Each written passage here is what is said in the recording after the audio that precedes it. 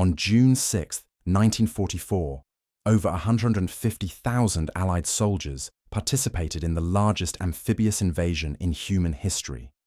Within 24 hours, more than 4,400 Allied troops would be dead, thousands more wounded, and the course of World War II would be forever changed. But the numbers don't tell the real story. The casualty statistics, the tactical achievements, the strategic importance. None of these capture what D-Day was actually like for the men who lived through it. Today, we're examining the terrifying reality of Operation Overlord, moving beyond the Hollywood versions and history book summaries to understand what really happened on that day. And I need to warn you, the truth is far more horrifying than most people realize. The invasion of Normandy represented the culmination of years of planning, involving thousands of planners, intelligence officers, and logistics experts. But all that planning collided with the brutal reality of combat in ways that no one fully anticipated. The operation began hours before the famous beach landings, and understanding the full scope of D-Day's terror requires starting where the invasion actually began, in the dark skies over Normandy. At approximately 11 p.m. on June 5, 1944, over 13,000 American paratroopers from the 82nd and 101st Airborne Divisions began loading into C-47 transport aircraft at bases across southern England. Their mission was to drop behind German lines and secure key objectives, including bridges, crossroads, and coastal gun batteries that could threaten the beach landings scheduled to begin at dawn. These airborne operations were considered essential to the invasion's success. They were also expected to produce catastrophic casualties. The paratroopers were loaded down with over 100 pounds of equipment per man. This included their main parachute, reserve parachute, rifle, ammunition, grenades, rations, medical supplies, and specialized equipment depending on their role. Many men needed assistance just to climb into the aircraft. Once loaded, 18 paratroopers sat packed into each C-47, flying through the night toward occupied France. The flight across the English Channel took approximately 90 minutes. For the first hour, conditions were relatively calm. Then the aircraft reached the coast of France, and everything went catastrophically wrong. German anti-aircraft defenses, far more extensive than intelligence had predicted, opened fire with devastating effect. The night sky erupted with flak and tracer fire. C flying in tight formation at low altitude to ensure accurate drops were torn apart. Some exploded in mid-air. Others caught fire and spiraled into the Channel or the French countryside. The pilots who survived took evasive action, breaking formation and scattering across the sky. The evasive maneuvers saved many aircraft from being shot down, but they destroyed the carefully planned drop patterns. Combined with thick cloud cover and navigational difficulties, the result was chaos. Paratroopers who were supposed to land in specific drop zones, grouped with their units and ready to execute coordinated missions, instead found themselves scattered across the entire Cotentin Peninsula. Some men landed 20 miles from their intended drop zones. Many landed completely alone, separated from everyone in their unit. The statistics tell part of the story. Of the 13,000 American paratroopers who jumped into Normandy that night, approximately 1,500 became casualties before dawn. But these numbers don't capture the experience. Individual soldiers found themselves in nightmare scenarios that military planners had never anticipated. Sergeant Ray Calandrella of the 101st Airborne Division provides one documented example. His parachute became entangled in a tree located in the center of a German military encampment. He hung there, completely helpless, watching German soldiers run beneath him as they responded to the invasion. After approximately 20 minutes, he managed to cut himself free, fell to the ground, spraining both ankles, and then crawled through German positions to reach American lines. His survival was considered extraordinary luck. Private John Steele of the 505th Parachute Infantry Regiment experienced one of the most famous incidents of the night. His parachute caught on the church steeple in Sainte-Mère-Église as a firefight raged in the streets below. He hung suspended against the church tower for over 2 hours, feigning death while Germans and Americans fought around him. Eventually, German soldiers cut him down and took him prisoner, though he later escaped. His story became so well known that a parachute dummy is still displayed on the Sainte-Mère-Église church steeple as a memorial. However, the most common cause of death among paratroopers that night wasn't enemy fire, it was drowning. German forces had flooded large areas of the Normandy interior by damming rivers and blocking drainage ditches, creating extensive shallow marshlands. These flooded areas weren't visible in reconnaissance photographs, and Allied intelligence had no idea they existed. Hundreds of paratroopers landed in water that was often only 3 to 5 feet deep. Under normal circumstances, this would be easily survivable.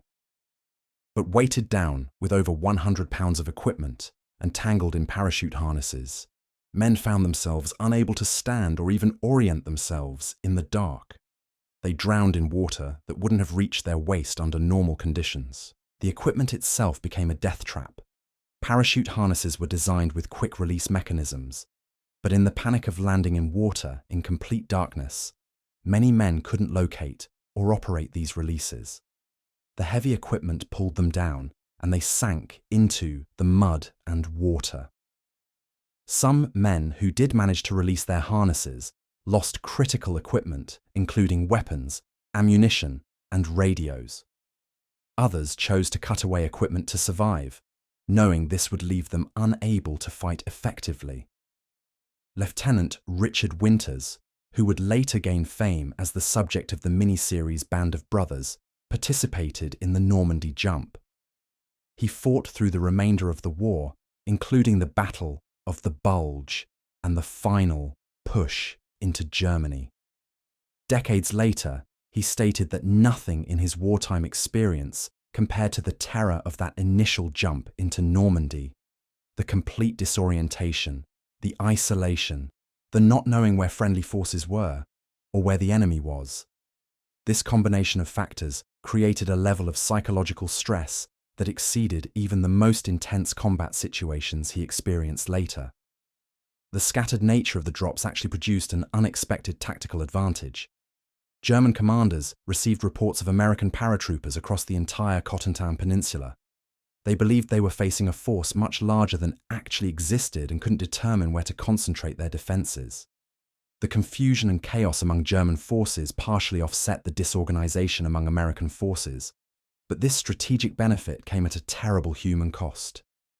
Small groups of paratroopers, often from different units who had never trained together, assembled in the darkness using small, metal cricket devices that made clicking sounds. These devices provided a way to identify friend from foe, without voices that might alert German patrols. One click received 2 clicks in response from friendly forces. Any other response meant enemy soldiers. Throughout the night, these ad hoc groups conducted whatever missions they could, often far from their original objectives. The glider infantry experienced conditions that were, if anything, even worse than the paratroopers faced. These units flew into France in gliders, engineless aircraft, constructed primarily of plywood and canvas. The gliders were towed across the Channel behind C-47 transport aircraft, and then released to glide into landing zones behind German lines. This method allowed the delivery of heavier equipment, including jeeps and artillery pieces, but the gliders themselves were extremely vulnerable. The concept of glider infantry deployment sounds almost absurd from a modern perspective. These men flew into combat in what were essentially large wooden boxes with wings. They had no engine, no ability to maneuver beyond the most basic control surfaces, and no armor protection whatsoever. They were completely at the mercy of wind conditions, the skill of their pilots, and the accuracy of the tow aircraft in releasing them at the correct location. German defenders, fully aware that gliders would be part of the invasion, had prepared landing zones by installing Rommel's asparagus, large wooden posts designed specifically to destroy gliders on landing. The glider landings on the night of June 5th to the 6th were catastrophic. In darkness, with limited visibility and heavy ground fire, gliders crashed into trees, buildings, and the wooden posts the Germans had installed. Many gliders broke apart on impact. Others cartwheeled across fields when they hit obstacles. Still others crashed into each other as multiple gliders attempted to land in the same areas simultaneously. Captain Frank Lillyman, Pathfinder team leader for the 101st Airborne, later described the glider landing areas as looking like fields of broken toys. He observed gliders that had ploughed nose first into the ground, gliders that had lost their wings on impact, and gliders that had simply disintegrated. From these wrecks, survivors, many of them injured, had to immediately engage German forces who were shooting at them. Some glider infantry units suffered casualty rates exceeding 50% before they even exited their aircraft. This was the situation in the hours before dawn on June 6th. Thousands of airborne troops scattered across the Normandy interior, many of them injured, many more isolated and disoriented, all of them engaged in desperate small unit actions against German forces. But as horrific as the airborne operations were, they represented only the preliminary phase of the invasion. The main assault was yet to come. At approximately 3 a.m., the naval bombardment of the Normandy coast began. The Allied invasion fleet consisted of over 7,000 vessels, ranging from battleships to landing craft. This represented the largest naval armada ever assembled in human history.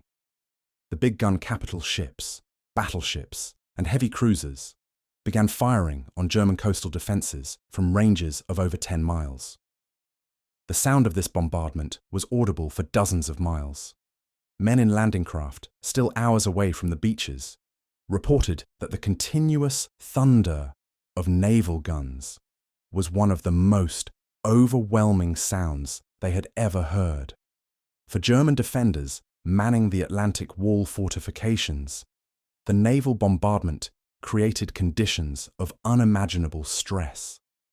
Bunkers shook and concrete cracked under the impact of shells weighing over a ton each. Some positions collapsed, burying defenders alive. The psychological impact of being on the receiving end of this barrage was devastating. However, the naval bombardment, as impressive as it appeared, proved less effective than planners had hoped. Many German fortifications had been built to withstand exactly this kind of attack. The reinforced concrete bunkers and pillboxes that housed the defensive weapons were designed to resist naval gunfire. Moreover, in the pre-dawn darkness with smoke obscuring visibility, many shells missed their intended targets entirely. At approximately 5:30 a.m., bombers from the 8th Air Force conducted their attack runs on the beach defences. This aerial bombardment represented another failure of the invasion plan. Concerned about hitting the landing craft that were already approaching the beaches, bombardiers delayed their bomb releases by several seconds. This caused most bombs to fall inland, missing the beach fortifications entirely. Some defensive positions received no air attack at all. The German defenders, already having survived the naval bombardment, remained largely intact and ready to oppose the landing. The stage was now set for the beach assaults. 5 landing beaches stretched across 50 miles of Norman coastline, codenamed Utah, Omaha, Gold, Juno, and Sword. American forces would assault Utah and Omaha beaches. British forces would land at Gold and Sword. Canadian forces would hit Juno. Each beach presented unique challenges and would see different outcomes. However, One beach in particular, Omaha, would become synonymous with the absolute worst that war had to offer. Understanding what happened at Omaha Beach requires understanding the geography and the defenses. The beach stretched for approximately 6 miles, backed by bluffs rising up to 100 feet in height. Unlike some of the other landing beaches, which had areas where vehicles could easily exit the beach, Omaha had only 5 narrow passages through the bluffs, called draws. Every other route off the beach required scaling steep, exposed slopes under fire. The Germans had spent over 2 years fortifying these positions. The German defensive network at Omaha was extensive and sophisticated. At the base of the bluffs stood numerous concrete bunkers, each housing either artillery pieces or machine guns with interlocking fields of fire. Higher up the bluffs, additional positions covered every approach. The Germans had placed extensive minefields, barbed wire obstacles, and various types of beach obstacles designed to destroy landing craft. They had calculated the exact timing of the tides and placed obstacles at locations where landing craft would encounter them at different tide levels. The defenders had perfect observation of the entire beach and had pre-ranged their weapons to hit any point on it. From a defensive standpoint, Omaha Beach was nearly perfect. The American plan for Omaha relied on several assumptions that would prove catastrophically wrong. First, it assumed that the preliminary bombardment would destroy or suppress most German defenses. Second, it assumed that specially modified Sherman tanks, equipped with flotation screens and propellers, would swim ashore ahead of the infantry and provide covering fire. Third, it assumed that subsequent waves of landing craft would arrive on schedule to reinforce the initial assault. None of these assumptions proved accurate. The preliminary bombardment, as already described, had been largely ineffective. The swimming tanks, known as DD, duplex drive, tanks, encountered sea conditions much rougher than anticipated. The flotation screens that were supposed to keep them afloat collapsed in 6-foot swells.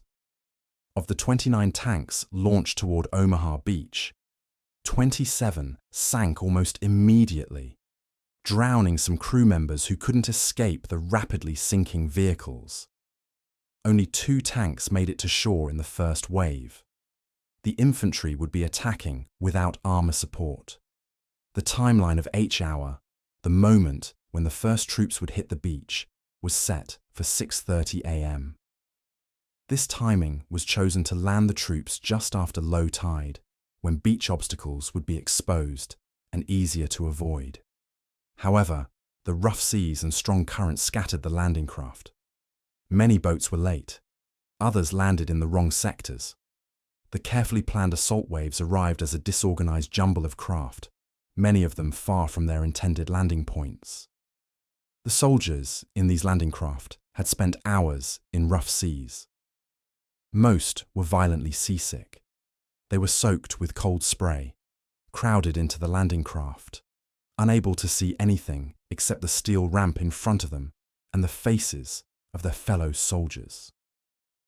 They could hear the naval bombardment, the explosions, and increasingly, the sound of machine gun fire. Many had been given anti-seasickness medication that made them drowsy or disoriented. As the boats approached the beach, the sound of German machine guns became unmistakable.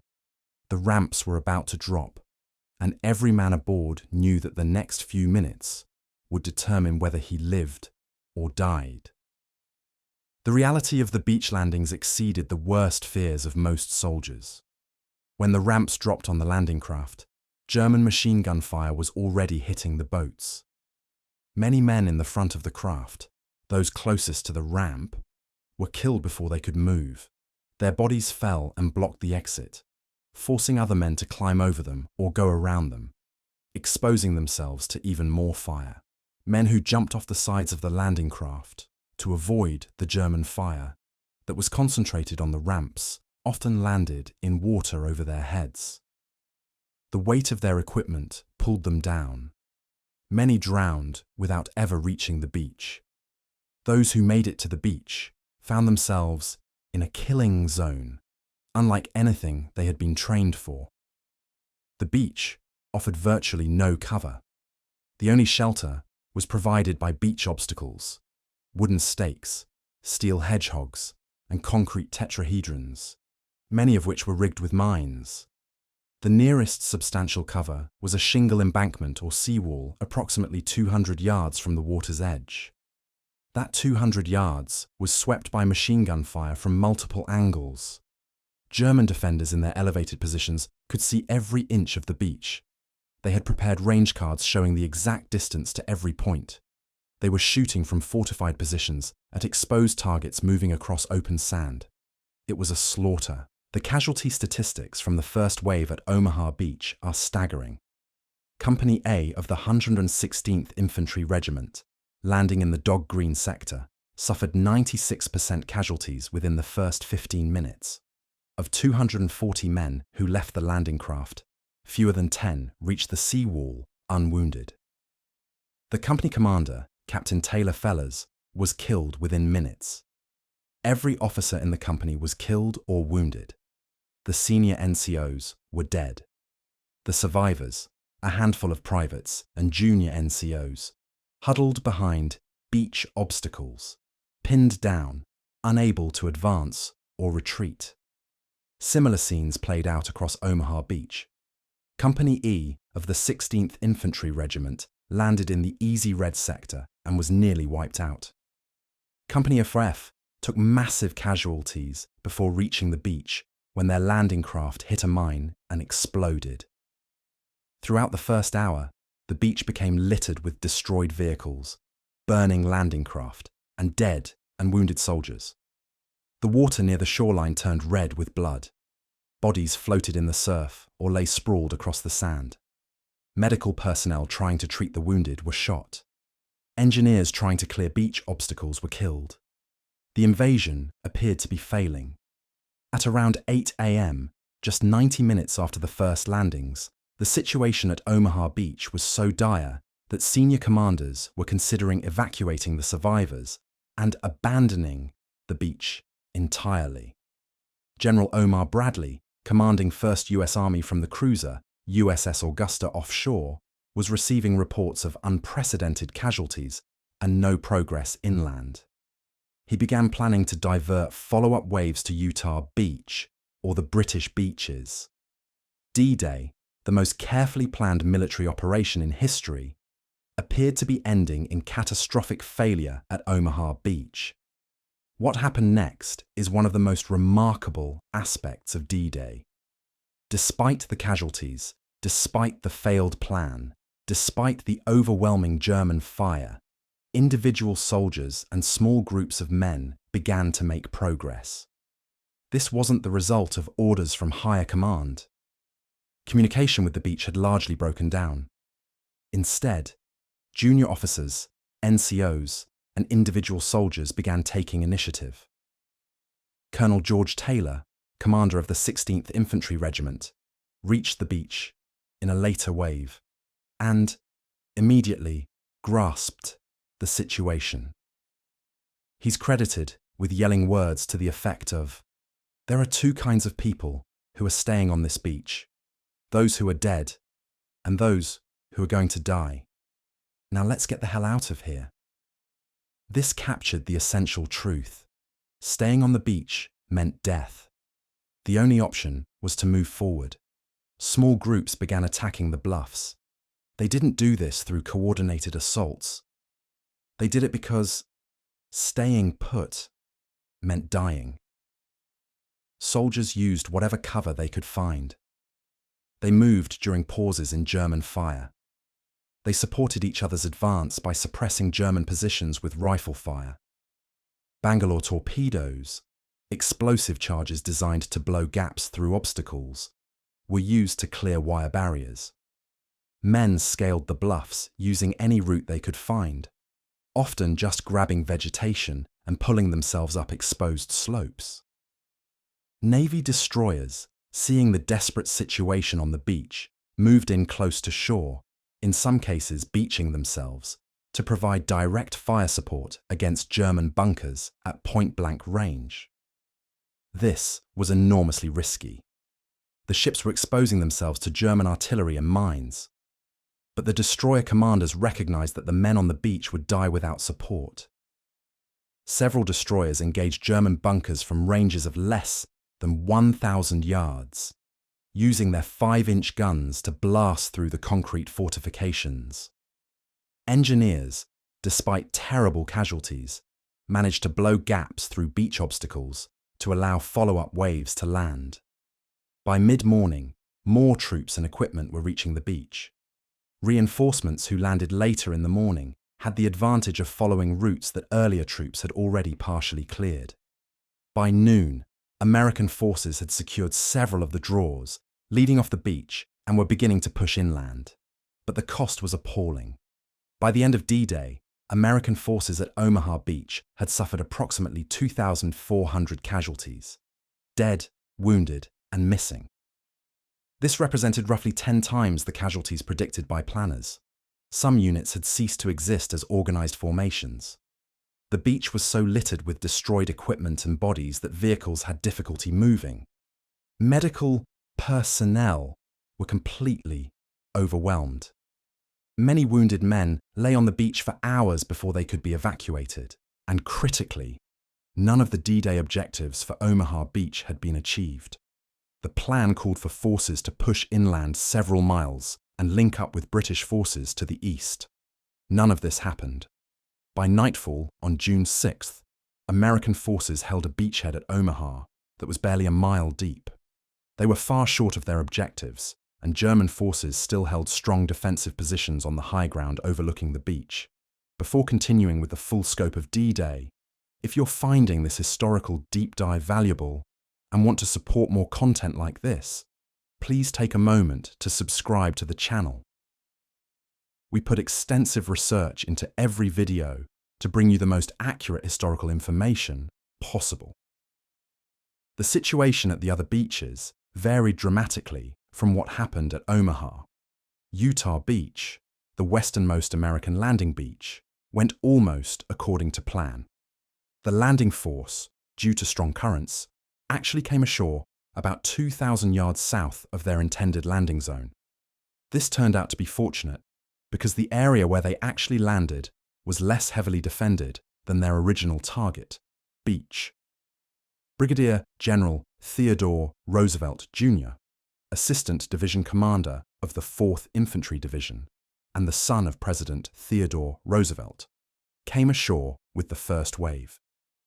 At 56 years old, he was the oldest man and the only general officer in the initial assault.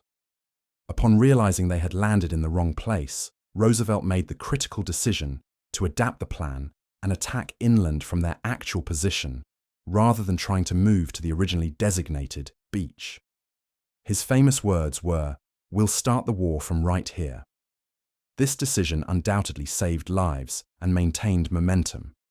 Utah Beach saw approximately 200 casualties on D-Day, tragic losses, but nothing approaching the disaster at Omaha. The 4th Infantry Division moved inland quickly, and by the end of the day had linked up with elements of the 101st Airborne Division that had dropped inland hours earlier. The objectives for Utah Beach, unlike Omaha, were largely achieved. The British and Canadian beaches, Gold, Juno, and Sword, each had their own stories. These forces faced different challenges than the Americans. They landed an hour later due to tidal differences, which meant they benefited from better visibility and more effective naval and air support. The specialized armor vehicles developed by the British, including tanks modified to clear mines, lay bridges over obstacles, and destroy fortifications, proved their worth. These Hobart's Funnies, named after their designer Major General Percy Hobart, gave British and Canadian forces capabilities that American forces lacked at Omaha. However, the Commonwealth forces still faced brutal fighting. At Juno Beach, Canadian troops encountered particularly strong resistance. the preliminary bombardment had been less effective than hoped, and strong German positions around the beach caused heavy casualties. Companies of the Canadian 3rd Infantry Division suffered 50% casualties in some of the first waves. The Canadians fought through heavily fortified villages just inland from the beach, engaging in house-to-house combat that was savage and costly. British forces at Gold and Sword Beaches faced similar challenges. At Sword Beach, the easternmost landing beach, British commandos under Lord Lovat, Simon Fraser, 15th Lord Lovat, fought to link up with British 6th Airborne Division troops who had landed by parachute and glider hours earlier to capture the critical Pegasus Bridge over the Caen Canal. This link-up was achieved late on D-Day, securing a vital objective. However, other objectives, including the capture of the city of Caen, were not achieved. Caen, which was supposed to fall on D-Day, would not be fully captured until late July after weeks of brutal fighting. One of the most remarkable small unit actions of D-Day occurred at Pointe du Hoc, a clifftop position between Utah and Omaha beaches. German intelligence believed that a battery of 6 150 mm artillery pieces positioned at Pointe du Hoc could fire on both American beaches, threatening the entire landing. The Allied plan called for US Army Rangers to scale the 100-foot cliffs, destroy the guns, and hold the position. Lieutenant Colonel James Earl Rudder led 3 Ranger companies, approximately 225 men, in the assault on Pointe du Hoc. The Rangers approached the cliff base in landing craft, taking casualties from German fire above. They fired rocket-propelled grappling hooks and rope ladders up the cliff face. Then, loaded with weapons and explosives, they climbed 100-foot ropes, while Germans shot at them and threw grenades down from above. Some Germans cut the ropes, sending Rangers falling to their deaths or serious injuries. Enough Rangers made it to the top to overwhelm the German defenders and secure the position. But when they reached the gun emplacements, they discovered the 155-meter artillery pieces weren't there. The Germans had moved them inland, possibly due to the pre-invasion bombardment. The Rangers, now on top of the cliff and under counterattack from German forces on 3 sides, had to hold their position while waiting for relief that was supposed to come from Omaha Beach. That relief never arrived on schedule because of the disaster at Omaha. The Rangers held Pointe du Hoc for 2 days, under constant German attack, with dwindling ammunition, no prospect of reinforcement, and mounting casualties. A patrol eventually located the actual German guns about a half-mile inland and destroyed them with thermite grenades. When the Rangers were finally relieved on June 8th, only about 90 of the original 225 men were still able to fight. The rest were dead or wounded. The Rangers had accomplished their mission, but at a terrible cost. As D-Day progressed and more troops, vehicles, and supplies poured across the beaches, the immediate concern shifted from survival to achieving tactical objectives. But every beach remained under German artillery fire throughout the day. German forces, despite their initial surprise and confusion, were bringing up reinforcements and preparing counterattacks. The Allies had gained a foothold in France, but that foothold was precarious. The German response to D-Day revealed both the strengths and critical weaknesses of their defensive system. German troops on the ground fought with remarkable effectiveness. Individual German units, often outnumbered and outgunned, inflicted disproportionate casualties on Allied forces. The fortifications they had built were formidable. The quality of German soldiers, many of them experienced veterans, was high. The weapons they employed, particularly the MG-42 machine gun, which fired at a rate of 1,200 rounds per minute, were excellent. However, the German command structure was paralyzed by confusion and poor decision-making at the highest levels. Field Marshal Erwin Rommel, who commanded German forces in France, was in Germany visiting his wife on her birthday when the invasion began. He had been assured by meteorologists that bad weather made an invasion impossible in early June. The weather that made the D-Day assault so difficult for Allied forces had convinced German commanders that no attack would come. Even more critically, the German High Command initially believed the Normandy landings were a feint and that the real invasion would come at the Pas de Calais, the narrowest point of the English Channel. This belief had been carefully cultivated by Allied deception operations. German forces held in reserve near Calais, waiting for an invasion that would never come, were not released to reinforce Normandy. Even when it became clear that Normandy was under major assault, Hitler himself refused to authorize the movement of panzer divisions that could have driven the Allied forces back into the sea. By the time these armoured reserves were finally committed, the opportunity to destroy the invasion had passed. The weather that caused so many problems for Allied forces on D-Day also worked in their favour strategically. The Luftwaffe, the German Air Force, which had been largely driven from the skies over France by Allied air superiority, was grounded by poor weather. German aircraft that did manage to take off encountered Allied fighters in overwhelming numbers. By the end of D-Day, Allied air forces had flown over 14,000 sorties, compared to fewer than 100 by the Luftwaffe. German reinforcements, trying to move toward the battlefield, were bombed and strafed mercilessly. Trains were destroyed, roads were cratered, bridges were bombed. The German ability to concentrate forces and launch effective counterattacks was crippled by Allied air power. As night fell on June 6, 1944, approximately 156,000 Allied troops had landed in Normandy. The 5 beaches were secured, though beachheads remained shallow and vulnerable to counterattack. None of the ambitious D-Day objectives had been fully achieved.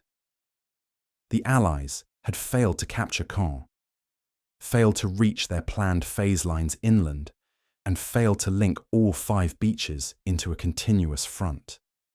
From an operational standpoint, D-Day could be considered a partial failure. The plan had not worked as intended. But from a strategic standpoint, the invasion had succeeded. Allied forces were ashore in France in strength. They were bringing in reinforcements faster than the Germans could respond. The second front that Stalin had been demanding for years was now a reality. Germany now faced a major war on 2 fronts with no prospect of victory in either theatre. The path to Berlin had begun at the beaches of Normandy. The human cost of D-Day was staggering. Allied casualties for June 6th are estimated at approximately 10,000 men. Roughly 4,400 were confirmed dead. The United States suffered about 6,600 casualties, with approximately 2,500 killed. Britain and Canada together had about 3,400 casualties, with roughly 1,100 dead. These numbers are estimates. The chaos of battle made accurate casualty reporting impossible on the day itself. Many men listed as missing were later found to have been killed. Others, reported dead, turned up alive days later. German casualties are even harder to determine with precision. Estimates range from 4,000 to 9,000 casualties on D-Day itself, with approximately 1,000 confirmed killed. Many German units were overrun and disintegrated, making accurate counts impossible.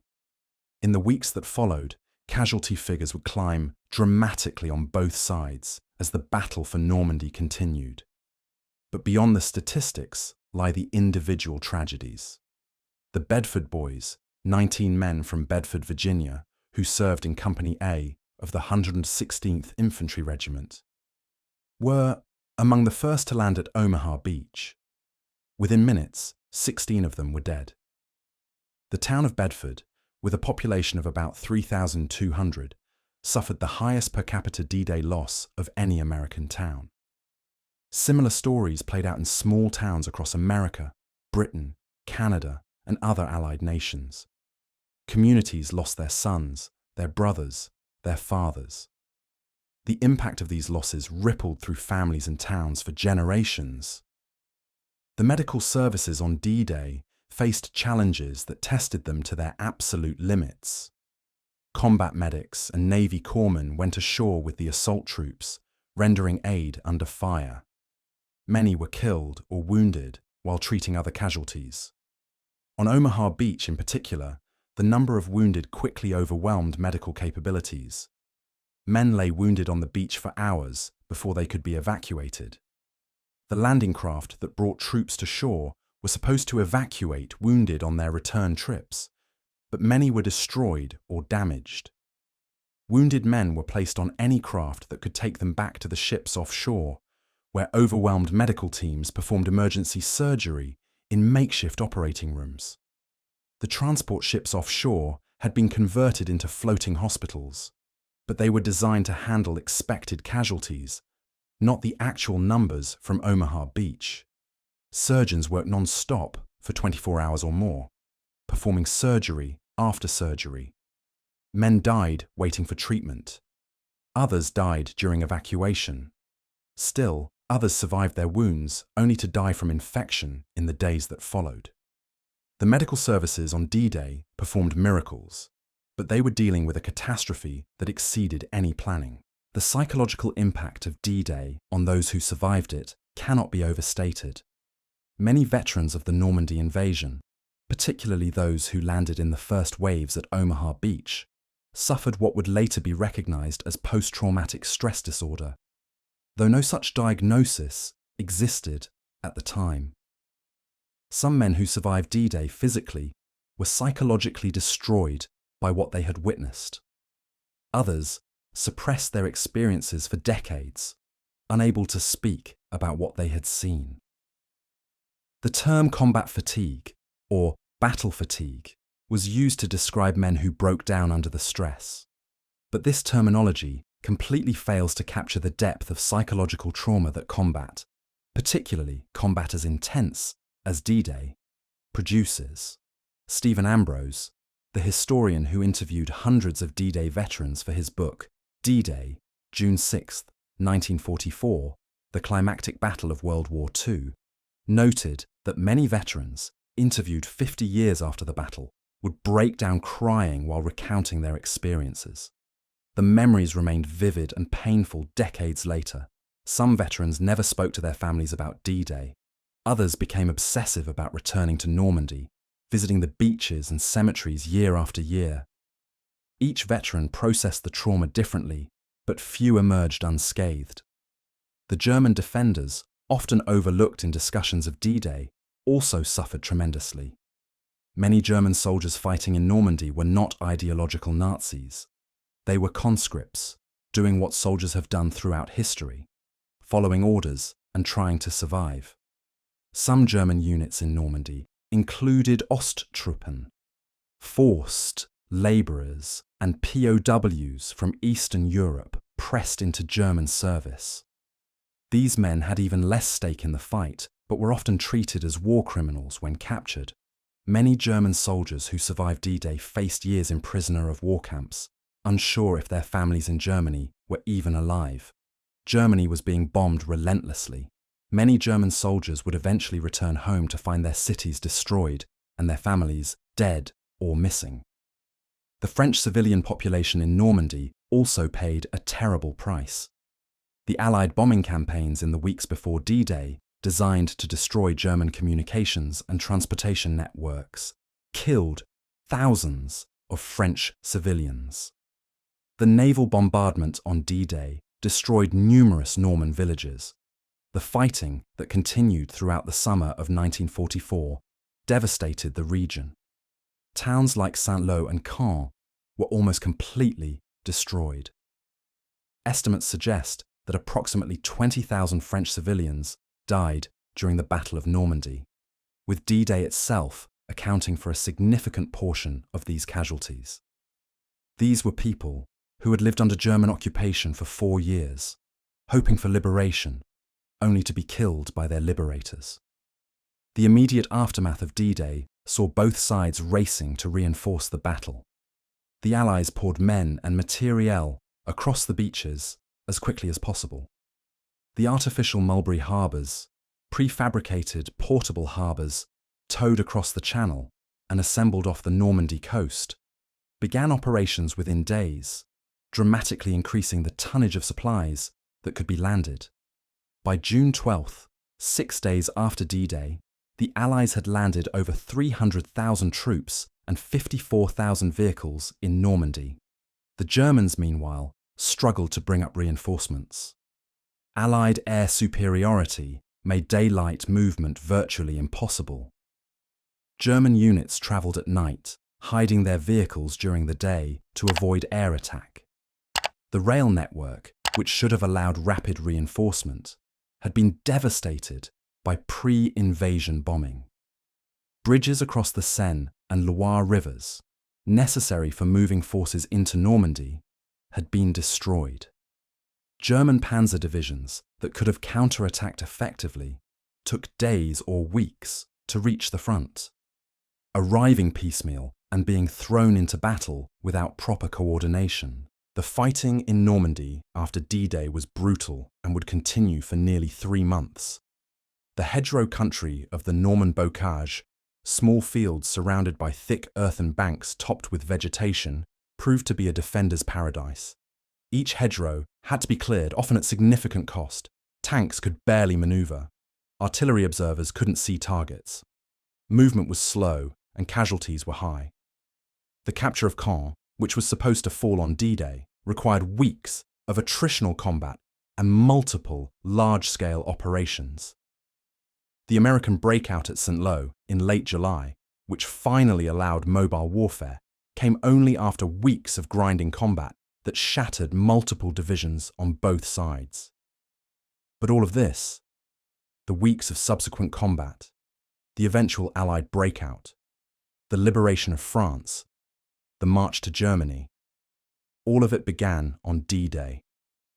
The invasion of Normandy was the hinge point of the war in Europe. Before D-Day, Germany still had a chance, however slim, of achieving some kind of negotiated settlement, or at least prolonging the war indefinitely. After D-Day, Germany's defeat was only a matter of time. The Third Reich would last another 11 months, but its fate was sealed on the beaches of Normandy. Understanding D-Day requires looking beyond the tactical details and the casualty figures to grasp what the operation represented. This was democracy, literally fighting for its survival. The men who landed on those beaches came from democratic societies, imperfect societies certainly, particularly in their treatment of racial minorities, but societies where citizens had rights, where dissent was allowed, where free press existed. They were fighting against a totalitarian system that represented the opposite of everything they believed in. Many didn't fully understand the political stakes. They were just trying to do their jobs and get home alive. But the larger meaning of the battle was real nonetheless. The soldiers who fought on D-Day were overwhelmingly young. The average age of American combat soldiers was around 26, but many were teenagers. 18, 19, 20-year-old men experienced combat that would haunt them for the rest of their lives. Some became heroes, receiving medals for valor. Many more simply did their duty, advancing when told to advance, fighting when they had to fight, and surviving through a combination of skill, training, and luck. The idea that this was the greatest generation, while perhaps overly sentimental, contains a truth. These were ordinary people who accomplished something extraordinary under the most terrible circumstances imaginable. The planning that went into D-Day was remarkable in its scope and complexity. Operation Overlord required coordinating naval forces, air forces, and ground forces from multiple nations. It required deceiving German intelligence about the invasion's location and timing. It required developing specialized equipment and vehicles. It required training hundreds of thousands of men for their specific roles. It required solving logistical problems that had never been addressed before, like how to supply an army across open beaches before harbors could be captured. The fact that the plan worked, even imperfectly, represents an achievement in military planning that has never been equaled. But for all the planning, for all the preparation, for all the specialized equipment and training, D-Day ultimately came down to individual men making individual decisions under fire. It came down to soldiers getting up from behind cover and running across open ground because that was what had to be done. It came down to junior officers taking initiative when senior commanders had no idea what was happening. It came down to sailors bringing their ships close to shore to support troops they couldn't even see. It came down to medics treating wounded men while under fire themselves. It came down to thousands of small acts of courage performed by men who were terrified but did their jobs anyway. The question of whether D-Day was necessary continues to be debated by historians. Some argue that Germany could have been defeated without the invasion of France, through strategic bombing and the Soviet advance from the east. This argument suggests that the human cost of D-Day and the subsequent campaign was unnecessary. Others argue that without D-Day, the Soviet Union would have conquered all of Germany and possibly much of Western Europe, leading to Soviet domination of the continent. By this argument, D-Day wasn't just militarily necessary. It was politically essential to ensure that Europe didn't fall entirely under Soviet control. What is indisputable is that the men who fought on D-Day believed they were doing something important. They believed they were fighting to end the war and to defeat fascism. Many were motivated by patriotism, others by duty, still others by loyalty to their friends and fellow soldiers. Few, if any, were motivated by abstractions like geopolitics or spheres of influence. They fought because they were there, because their country had asked them to, and because the man next to them was counting on them. In this sense, their motivations were both simple and profound. The beaches of Normandy today are quiet. Tourists visit them, walking on sand where men died by the thousands. The German bunkers remain, weathered by decades but still solid, testament to the skill of their builders. Memorial markers dot the landscape. The American cemetery at Colville-sur-Mer, overlooking Omaha Beach, contains the graves of 9,388 American war dead, their white marble crosses and stars of David arranged in perfect rows.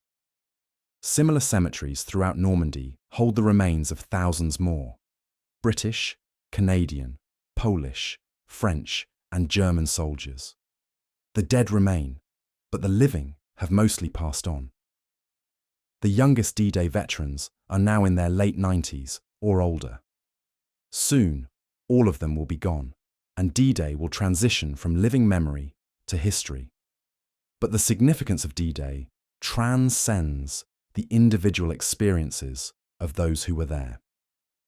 The invasion of Normandy represented a moment when the course of history pivoted. It marked the beginning of the end of the Third Reich and the liberation of Western Europe from Nazi occupation. It demonstrated that amphibious operations on an unprecedented scale were possible, fundamentally changing military thinking about power projection. It showed that democracies, for all their inefficiencies and divisions, could mobilize and coordinate on a massive scale when necessary. And it proved, at tremendous cost in blood and suffering, that evil, even when it seems triumphant, can be defeated when people of courage stand against it. The terrifying reality of D-Day was that thousands of young men, most of them ordinary citizens with no particular desire to be heroes, were asked to do something that seemed impossible: to assault a heavily fortified coast across open beaches while under fire from prepared defenders. By any rational calculation, many of them should have refused. The odds seemed overwhelming.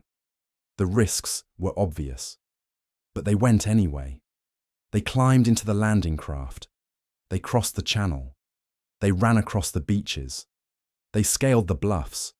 They did what had to be done. Some died in the water, weighed down by equipment, drowning without ever setting foot on French soil. Others died on the beach, cut down by machine gun fire in the first minutes. Still others died in the hedgerows and villages beyond the beaches, fighting in the days and weeks that followed. But enough survived, and enough persevered, to establish the foothold that would eventually liberate Europe.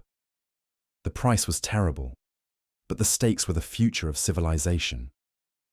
When examined in that light, what happened on D-Day takes on a meaning that transcends military history. It becomes a testament to what human beings can endure and what they can accomplish when confronted with absolute evil. The veterans of D-Day carried their experiences with them for the rest of their lives. Some spoke about it, giving interviews to historians and journalists, trying to ensure that what happened would be remembered accurately. Others remained silent, unable or unwilling to revisit memories too painful to share. But whether they spoke or stayed silent, they were forever marked by what they experienced on June 6, 1944. They had seen humanity at its worst, the waste and horror of war, and at its best, the courage and sacrifice of men fighting for something greater than themselves. They had participated in an event that would be studied and analysed for as long as military history is taught. And they had, whatever their individual actions, helped to change the world. As we look back on D-Day from more than 80 years' distance, it's easy to focus on the strategic importance, the tactical lessons, and the historical significance. But we should never forget the human reality, the fear, the pain, the death, and the courage of the men who were there. They were not superhuman. They were not immune to fear.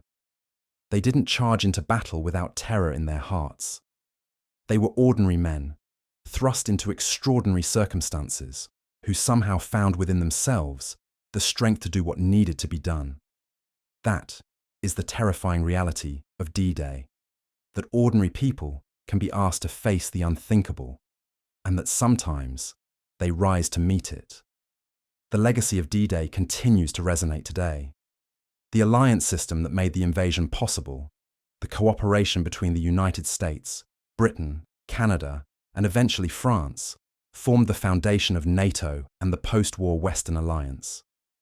The lessons learned about amphibious operations, combined arms warfare, and the importance of air superiority continue to influence military doctrine.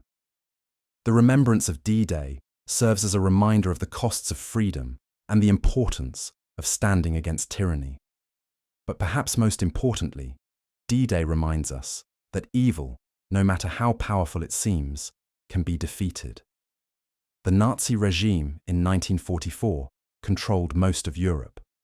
It had at its disposal millions of soldiers, thousands of tanks and aircraft, and the industrial capacity of an entire continent.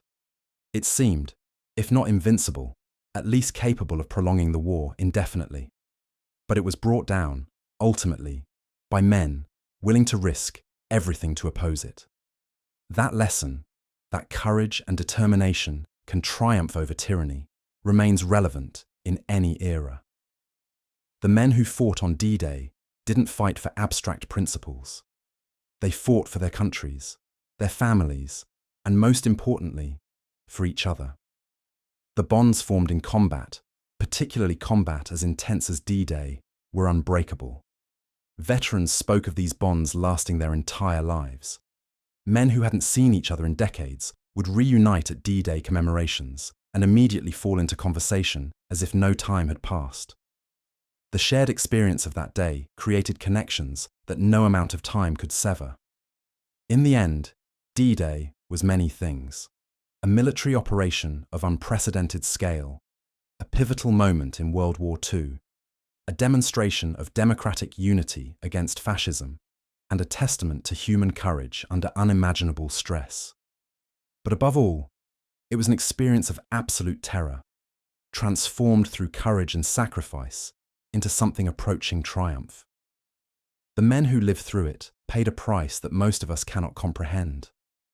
Many gave everything. Those who survived carried the scars, physical and psychological, for the rest of their lives. We remember D-Day not to glorify war.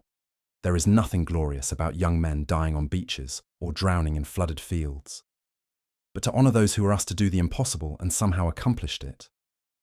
We remember it because the alternatives to remembering, forgetting the sacrifice, misunderstanding the stakes, trivializing the cost, are unacceptable.